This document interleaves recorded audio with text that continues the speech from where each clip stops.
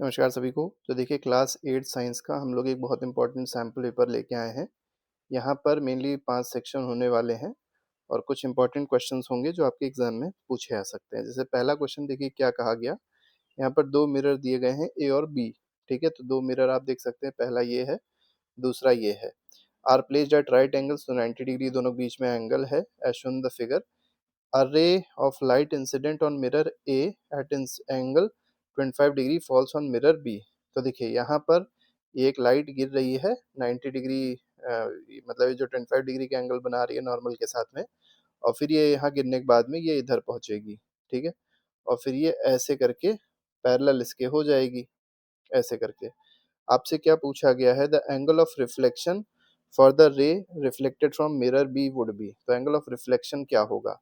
तो पहले समझिए ये जो हो जाएगी ये आपकी एक स्ट्रेट लाइन ऐसे करके ज्वाइन कर दीजिए, और ये आपका पूछा गया है ये एंगल, एंगल ऑफ रिफ्लेक्शन होगा, ये एंगल कितना होगा ये वाला, ठीक है? तो angle of reflection for the ray reflected from B, थोड़ा सा टफ क्वेश्चन है, हो जाएगा वैसे आसानी से, ऐसी कोई दिक्कत नहीं होगी। तो अगर ये 25 डिग्री है तो आपको पता होना चाहिए कि ये भी कितना होगा, 25 होगा, क्योंकि एंगल आई और एंगल आर सेम होता है। ये 25 है, ये 90 है, तो तीनों मतलब अगर तीनों ट्राइंगल में देखा जाए तो 90 प्लस 25 प्लस इसको अगर x मान लिया जाए, plus x is equal to क्या होना चाहिए, 180। यहाँ से x की वैल्यू क्या मिल जाएगी, 65 डिग्री मिल जाएगी। अब अगर x 65 है, इसका मतलब इंसिडेंट एंगल 65 है, तो रिफ्लेक्टेड एंगल भी क्या हो जाएगा, 65। तो यहाँ पर सी ऑप्शन बिल्कुल ठीक है।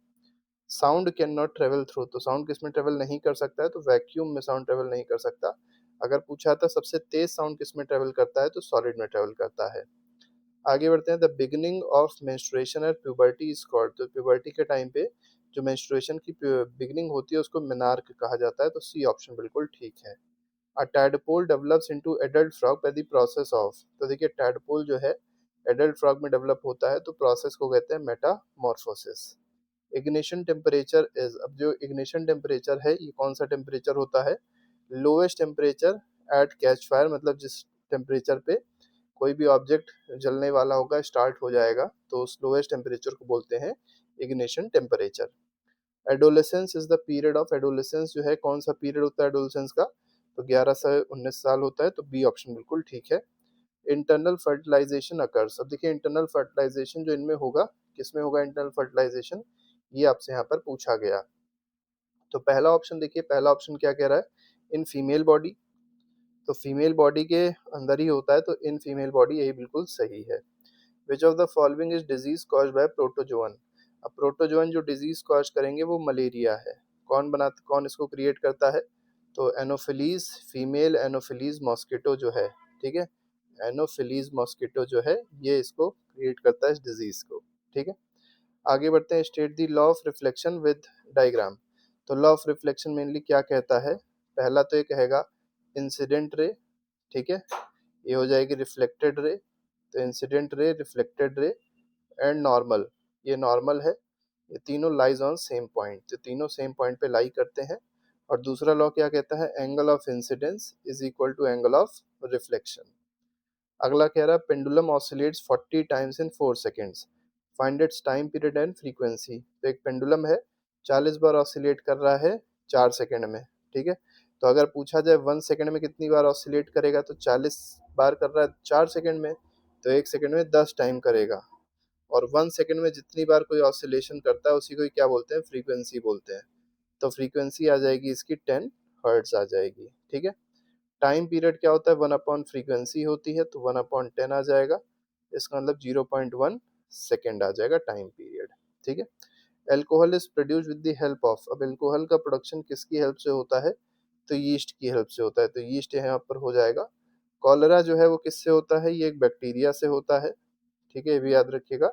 और बैक्टीरिया का नाम है विब्रियो कॉलरे, विब्रियो कॉलरे, ठीक है, विब्रियो कॉलरे। कॉलेरा लिख दीजिए, CHOLERA ज़्यादा बेटर रहेगा। Give the difference between zygote and foetus, अब आपको जाइगोट और फीटस में डिफरेंस बताना है क्या होगा। तो जाइगोट जो है ये क्या होती है, अर्लीस्ट स्टेज होती है डेवलपमेंट की, ठीक है। जाइगोट कैसे बनता है, by fusion, by fertilize fusion कह सकते हैं, मेल और फीमेल गैमीट के फ्यूजन से जो फॉर्म होगा दैट इज जाइगोट। ठीक है, जाइगोट में केवल एक ही सेल होती है, ये बात याद रखिएगा। तो सिंगल सेल होती है, तो तीन पॉइंट हो गए। एक और पॉइंट आप लिख सकते हैं, जब जाइगोट सेवरल टाइम्स डिवाइड होता है तब वो फीटस को बनाता है या एम्ब्रियो को क्रिएट करता है, फीटस नहीं, पहले एम्ब्रियो बनता है। तो जाइगोट जब कई बार डिवाइड होता है then it forms embryo. Foetus में आप देखेंगे तो ये फर्स्ट स्टेज थी, ये लास्ट स्टेज होती है, लास्ट डेवलपमेंट स्टेज होती है किसी भी ऑर्गेनिज्म की। ठीक है, अब यहाँ पर अगर आप देखेंगे तो ये एक ऐसी कंडीशन होती है, ये एक ऐसी स्टेज होती है जिसमें जो बॉडी पार्ट्स होते हैं वो विजिबल हो जाते हैं। ठीक है, मैच्योर हो जाते हैं ऑर्गेनिज्म इतना ज़्यादा कि बॉडी पार्ट्स अब रिकॉग्नाइजेबल हो जाते हैं। ठीक है, अगला पॉइंट एक और अब देख सकते हैं आप, तो फीटस जो है, ठीक है, एम्ब्रियो स्टेज के बाद होता है, ये भी याद रखिएगा। ये एम्ब्रियो स्टेज से पहले हो रहा था जाइगोट, और फीटस जो है एम्ब्रियो स्टेज के बाद होता है। ठीक है, इस तरीके से आप इसमें डिफरेंस लिख सकते हैं। If you pass current through copper sulfate, copper get deposited on plate connected to dash terminal of battery। तो कौन सा टर्मिनल इसमें होगा? निगेटिव टर्मिनल होगा इसमें। आगे बढ़ते हैं, the process of depositing of layer of any desired material या metal on any other material by means of electricity is called. तो देखिए, मान लीजिए ये आपका पहला मटेरियल है और इस पे मान लीजिए गोल्ड की आप प्लेटिंग करना चाह रहे हैं, लेकिन गोल्ड की प्लेटिंग वो भी किसकी हेल्प से? इलेक्ट्रिसिटी की हेल्प से, तो इसको इलेक्ट्रोप्लेटिंग कहा जाएगा। इस फिनोमेना को इलेक्ट्रोप्लेटिंग कहते हैं। ठीक, आगे बढ़ते हैं, right a short paragraph on harmful effects of micro organisms. तो माइक्रो ऑर्गेनिजम्स के हार्मफुल इफेक्ट क्या हो सकते हैं? तो मेनली ये डिजीज कॉज करते हैं। सबसे पहला पॉइंट तो ये हो जाएगा, डिजीज कॉज करते हैं एनिमल्स में और प्लांट्स में। ठीक है, और एग्जांपल यहाँ पे दे सकते हैं, जैसे कॉलरा है तो ये कॉलरे बैक्टीरिया से हो रहा है। अगर आप प्लांट्स में देखेंगे तो प्लांट्स में एक बहुत इंपॉर्टेंट वायरस होता है जिसकी वजह से एक डिजीज होती है जिसको कहते हैं FMD, foot and mouth disease होती है। ठीक है, और भी क्या हो सकता है, और क्या क्या हो सकता है? तो कुछ ऐसे माइक्रो ऑर्गेनिज्म हो सकते हैं जो आपके खाने को स्पॉइल कर सकते हैं। ठीक है, फूड पॉइजनिंग कॉज कर सकते हैं। तो ये सारी चीज़ें आप लिख सकते हैं। Suggest any 3 method to protect ourselves from lightning. तो लाइटनिंग से प्रोटेक्ट करने के लिए क्या क्या करना पड़ सकता है, ये यहाँ पर आपसे पूछा गया है। तो देखिए, जब भी लाइटनिंग हो, पहली बात तो ये है, अगर मान लीजिए आप कार के अंदर बैठे हैं तो कार से बाहर नहीं निकलना चाहिए। ठीक है, कोई भी इलेक्ट्रिक वायर हो गया, टेलीफोन केबल हो गया, मेटल की चीज़ें नहीं टच करनी चाहिए, ये एक उपाय हो गया इसका। ठीक है, रनिंग वाटर से नहाना नहीं चाहिए उस समय, क्योंकि उसमें इलेक्ट्रिक शॉक आ सकते हैं। ठीक है, तो ये भी याद रखिएगा। तो इस तरीके से और भी मेथड्स होते हैं जिसको आप लिख सकते हैं। List conditions under which combustion can take place. देखिए, कंबशन होने के लिए 3-4 कंडीशन है। पहला तो ऑक्सीजन का होना बहुत ज़्यादा ज़रूरी है। दूसरा ये है, फ्यूल ही नहीं होगा तो कैसे कंबशन होगा? तो ऑक्सीजन हो गया, फ्यूल हो गया, और तीसरा होता है इग्निशन टेम्परेचर। ठीक है, इग्निशन टेम्परेचर इसका भी होना बहुत ज़्यादा ज़रूरी होता है। रीजंस बताने हैं, water is not use to control fires involving electrical equipment. अब देखिए, अगर इलेक्ट्रिकल इक्विपमेंट इन्वॉल्व है तो उसमें पानी से आग नहीं बुझानी चाहिए। क्यों? क्योंकि वाटर जो है गुड कंडक्टर होता है इलेक्ट्रिसिटी का, और ये अगर मान लीजिए डाल रहे हैं आप तो इससे फायर लग सकती है, कोई पर्सन है तो उसको इलेक्ट्रिक शॉक लग सकता है, इसलिए वाटर को यूज नहीं किया जाता। LPG is better domestic fuel than wood. LPG जो है ये ज़्यादा अच्छा डोमेस्टिक फ्यूल होता है वुड से, क्योंकि देखिए, पहला तो यही है कि एलपीजी के केस में अगर आप देखेंगे स्मोक जो है कम रिलीज होती है, स्मोक कम रिलीज होगी तो पोल्यूशन कम होगा। ठीक है, दूसरा आप देख सकते हैं कि यहाँ पर एलपीजी के केस में अगर आप देखेंगे वो ज़्यादा क्लीनर फ्यूल भी कहा जा सकता है वुड के कंपैरिजन में। तो मेनली यहाँ पर आपको बात केवल पोल्यूशन की बतानी है कि एलपीजी ज़्यादा पोल्यूशन, कम पोल्यूशन क्रिएट करता है, जबकि वुड को अगर आप जला रहे हैं तो उससे ज़्यादा पोल्यूशन, ज़्यादा स्मोक क्रिएट होती है जो रेस्पिरेटरी डिजीज कॉज कर सकती है, और भी बहुत सारी चीज़ें हैं। ह्यूमन आई का स्केच आपको बनाना है, तो देखिए ऐसे करके आप बना सकते हैं ह्यूमन आई का स्केच। बहुत अच्छा तो नहीं बन पाएगा हमसे, लेकिन आप चाहें तो ऐसा इस तरीके का स्केच बना देंगे तो आपको नंबर पूरे ही मिलेंगे। बस कुछ चीज़ें हैं जो आपको याद होनी चाहिए। तो ये हो जाएगी, ये आपका क्या है, लेंस है। ठीक है, लेंस हो जाएगा। सबसे ऊपर जो है ये आपकी सीलियरी मसल्स हैं जो लेंस को पकड़ी हुई हैं, सीलियरी मसल्स हैं ये। ठीक है, आगे देखेंगे, आगे का जो पोर्शन होता है ये क्या है, कॉर्निया होता है। ठीक है, यहाँ पर देखेंगे थोड़ा-सा, यहाँ पर जो लगा होता है, ये इस तरीके से बना दीजिएगा, तो ये हो जाएगा आइरिस, ठीक है? और इसी में ही चाहें तो आप प्यूपिल भी बना सकते हैं, लेकिन प्यूपिल नहीं बनाएँगे तो भी कोई दिक्कत नहीं है। यहाँ रेटिना बना दीजिए, पीछे स्क्रीन होती है, यहाँ पर इन्वर्टेड इमेज फॉर्म होती है, रेटिना है। और ये आपकी क्या है सब? ऑप्टिक नर्व है, ऑप्टिक नर्व्स हैं। तो इस तरीके से आप इसको कर सकते हैं। अगले क्वेश्चन में देखिए क्या कहा गया, bulb does not glow in setup figure, list the possible reason, explain your answer. तो देखिए यहाँ पर जो है बल्ब ग्लो नहीं कर रहा है। तो बल्ब क्यों नहीं ग्लो कर रहा है? क्योंकि हो सकता है जो लिक्विड हो, नॉन कंडक्टिंग लिक्विड हो, इसी वजह से बल्ब ग्लो नहीं कर रहा होगा। अब अगर नॉन कंडक्टिंग होगा तो सर्किट क्या रहेगा? सर्किट ओपन ही रहेगा, सर्किट क्लोज नहीं हो पाएगा, मतलब सर्किट इनकम्प्लीट रहेगा, ओपन या इनकम्प्लीट रहेगा सर्किट। और अगर सर्किट इनकम्प्लीट है तो करंट आगे फ्लो नहीं करेगी, और करंट नहीं फ्लो करेगी तो बल्ब ग्लो नहीं करेगा। Does pure water conduct electricity? If not, what can we do to make it conducting? तो ये कंडक्ट नहीं करती है इलेक्ट्रिसिटी को, क्योंकि इसमें सॉल्ट के पार्टिकल्स नहीं होते हैं। तो आप इसको कंडक्टिंग बनाने के लिए इम्प्योरिटीज या सॉल्ट को ऐड कर सकते हैं। Right a note on Adam's apple. तो देखिए एडम्स एप्पल क्या होता है? तो ह्यूमन मेल में अगर आप देखेंगे तो जो लैरिंग्स होता है गले में, आप देखेंगे तो जो लैरिंग्स होता है वो थोड़ा सा ग्रो कर जाता है, थोड़ा सा बड़ा हो जाता है, उसमें ग्रोथ आ जाती है।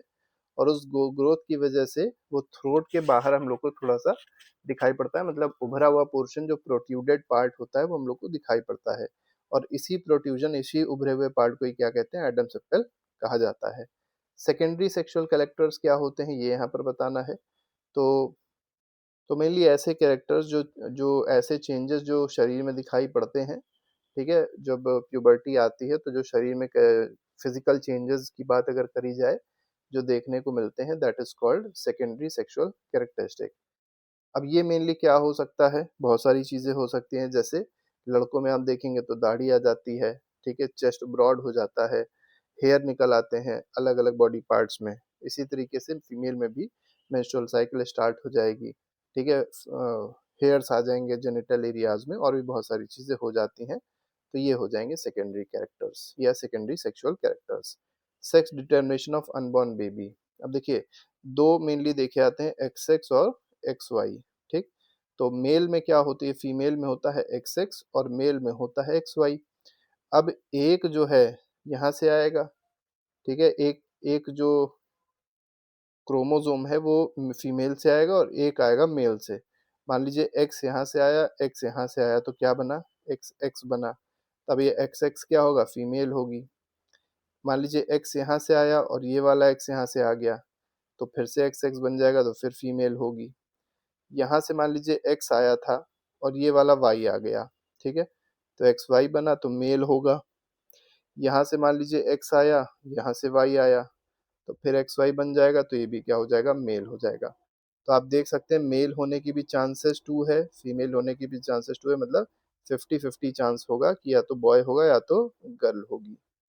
आगे बढ़ते हैं, what are sex hormones, what are they named so, why are they named so, state their function. तो सेक्स हार्मोन क्या होते हैं ये बताना है। तो मेनली जो केमिकल सब्सटेंसेस होते हैं जो हमारे सेक्स ऑर्गन्स प्रोड्यूस करते हैं, उन्हीं को ही क्या कहा जाता है? सेक्स हार्मोन्स कहा जाता है, ठीक है। अब यहाँ पर आपको ये समझना पड़ेगा कि फीमेल के केस में अलग है सेक्स हार्मोन, और मेल के केस में सेक्स हार्मोन अलग होता है। फीमेल में ओवरी होती है जो ओस्ट्रोजन को रिलीज करती है, ईस्ट्रोजन को रिलीज करती है, मतलब ये सेक्स हार्मोन क्रिएट होता है। और मेल के केस में जो टेस्टिस होता है, ये टेस्टोस्टेरोन को रिलीज करता है, टेस्टोस्टेरोन को रिलीज करता है। स्पेलिंग आप चाहे तो देख सकते हैं बुक में, ऐसी कोई दिक्कत नहीं होगी आपको। अब यहाँ पर स्टेट देयर फंक्शन कहा गया, तो ईस्ट्रोजन अगर आप देखेंगे तो ये development of secondary sexual character, भी हमने देखा था सेकेंडरी सेक्सुअल कैरेक्टर्स, तो इनको डेवलप करने में यही ईस्ट्रोजन और टेस्टोस्टेरोन जो है ये हेल्प करेगा, ठीक है। और सेकेंडरी सेक्सुअल कैरेक्टर्स क्या होते हैं हमने आपको बता दिया था अभी। सिमिलरली टेस्टिस में भी अगर देखा जाए तो ये भी क्या करता है? सेकेंडरी सेक्सुअल कैरेक्टर्स बॉडी में मतलब डेवलप करने में हेल्प करता है। जैसे वॉइस थोड़ी सी भारी हो जाएगी, ठीक है, रिप्रोडक्टिव ऑर्गन्स डेवलप हो जाएंगे। तो और भी बहुत सेकेंडरी सेक्सुअल कैरेक्टर्स होते हैं जो जिसमें कौन हेल्प करता है? यही हेल्प करते हैं जितने भी हार्मोन्स होते हैं, सेक्स हार्मोन्स जितने भी होते हैं। अब ये देखिए पैराग्राफ से रिलेटेड क्वेश्चन है, अर्थक्वेक का पैराग्राफ दिया गया है। हम लोग सीधे क्वेश्चन पे आएंगे। Which of the following is not likely to cause tsunami? Tsunami कौन नहीं कॉज कर सकता? तो न्यूक्लियर एक्सपोजर अंडर सी होगा, सुनामी बिल्कुल आ सकती है, अर्थक्वेक से भी आ सकती है, वोल्केनिक eruption लाइटनिंग से नहीं आ सकती है। What are the different layers of earth? अब अलग अलग लेयर्स क्या होती हैं, तो लेयर्स दिखा देते हैं यहाँ पर आपको। तो को क्रस्ट होती है, मेंटल होती है और कोर होती है, ये 3 लेयर होती हैं। What is seismograph? तो सीज्मोग्राफ क्या होता है? अर्थक्वेक को डिटेक्ट करने के लिए जो डिवाइस होती है दैट इज कॉल्ड सीज्मोग्राफ। ठीक। Fourth, what is caused by movement of earth plate? तो अर्थ के प्लेट अगर मूव करेंगे तो जो चीज शुरुआत में ही कॉज हो जाएगी उसको क्या कहेंगे? अर्थक्वेक, भूकंप। ठीक है। अर्थक्वेक कॉज होता है जब अर्थ की प्लेट मूव करती हैं, टकराती हैं, वाइब्रेट करती हैं नीचे, ठीक है, घिसती हैं एक दूसरे से, तब अर्थक्वेक बनता है। Name of outer most layer of earth? तो आउटर मोस्ट मतलब सबसे बाहर की लेयर कौन सी है? क्रस्ट है। आगे बढ़ते हैं। What prevention should we take during the earthquake? तो अर्थक्वेक के टाइम पे कौन कौन से प्रिवेंशन लेने चाहिए? तो जैसे मान लीजिए कोई आपके पास बेड एड है तो उसके नीचे चले आना चाहिए। ठीक है। खाली ऐसी एक बाहर आप जा रहे हैं तो ऐसी जगह पे चले जहाँ पे कोई मतलब बिल्डिंग ना हो, मतलब बिल्कुल ग्राउंड टाइप का हो स्पेस जहाँ पे पूरी खाली हो, वहाँ चले आइए। तो ये सब और भी बहुत सारे मेथड हो सकते हैं। आगे बढ़ते हैं। ये दूसरा केस स्टडी है, साउंड से रिलेटेड है भी ये। ठीक है। यूनिट ऑफ फ्रीक्वेंसी, फ्रीक्वेंसी की यूनिट क्या होती है? हर्ट्ज होती है। आसान क्वेश्चन है। Which of the following statement is correct? कौन सा स्टेटमेंट करेक्ट है पूछा गया है यहाँ पर। तो sound is produced by rays, तो साउंड क्या रेज प्रोड्यूस? साउंड कैन बिल्कुल ही गलत है। Light and sound both can travel in same speed, नहीं, ये भी गलत है। Unpleasant sound are called noise, ये बिल्कुल सही है। Frequency of audible sound, audible sound की फ्रीक्वेंसी 20 हर्ट्ज टू 20,000 हर्ट्ज होती है, तो ए ऑप्शन सही है। Which of the following voice is likely to have maximum frequency? तो सबसे ज्यादा फ्रीक्वेंसी किसकी होगी? बेबी गर्ल की होगी। ठीक है। तो छोटे बच्चे होते हैं उनकी फ्रीक्वेंसी ज्यादा होती है। और याद रखिए गर्ल और बॉय में पूछा जाए ज्यादा फ्रीक्वेंसी किसकी होती है, तो गर्ल की होती है आवाज की। ठीक है। आवाज जितनी पतली होगी फ्रीक्वेंसी उतनी ज्यादा होगी। The higher frequency of vibration determines? तो देखिए हायर द पिच, जितनी ज़्यादा फ्रीक्वेंसी उतनी ही ज़्यादा पिच होती है, और जितना ज़्यादा एम्पलीट्यूड होगा उतनी ही ज़्यादा लाउडनेस होगी। ठीक है। तो एम्पलीट्यूड के साथ लाउडनेस जुड़ता है, पिच के साथ फ्रीक्वेंसी जुड़ती है। अगला माइक्रो ऑर्गेनिज्म चैप्टर से इसको देख लेते हैं। What is the prevention one should take for Covid? ये सबको पता है। ऑर्गन्स कौन कौन से इफेक्ट होते हैं? तो इससे मेनली जो लंग्स होता है ये हमारा इफेक्ट हो सकता है, किडनी पे भी इफेक्ट पड़ सकता है। ठीक है। सिम्टम्स क्या होते हैं? तो बुखार, खांसी। ठीक है। यही सब इसके सिम्टम्स होते हैं, रेस्पिरेशन प्रॉब्लम्स। वैक्सीन क्या होती है ये आपको यहाँ पर बताना है। तो वैक्सीन मेनली आपको पता होना चाहिए कि वैक्सीन जो है ये क्या होती है, इसको आप थोड़ा सा अपने बुक में देख लीजिएगा। चलिए इसका आंसर आप लोग कौन बताएगा कि what is vaccine? Who discovered vaccine? तो पहली वैक्सीन जिसने डिस्कवर करी थी उनका नाम था एडवर्ड जेनर। ठीक है। कोविड की वैक्सीन नहीं पूछी गई, पहली वैक्सीन पूछी गई जिसने डिस्कवर करी वो एडवर्ड जेनर थे। Name the two Covid vaccine that were available in India? तो कोविशील्ड अवेलेबल थी, ठीक है, और कोवैक्सीन थी, कोवैक्सीन। तो ये हो जाएंगे क्वेश्चंस। इसके अलावा हर एक चैप्टर के एमसीक्यूज जो है प्लेलिस्ट में लगाए हमने, उसको आप जाके देख सकते हैं और अपना रिवीजन और अच्छे से कर सकते हैं। तो अभी के लिए फिलहाल इतना ही। Thank you very much, good bye, जय हिंद।